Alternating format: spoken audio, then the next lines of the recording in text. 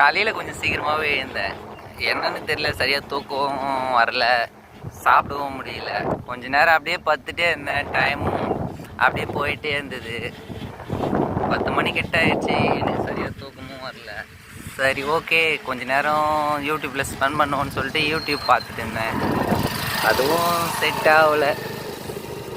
அதுக்கப்புறம் நம்ம வண்டி ஃபுல் சார்ஜில் இருந்தது.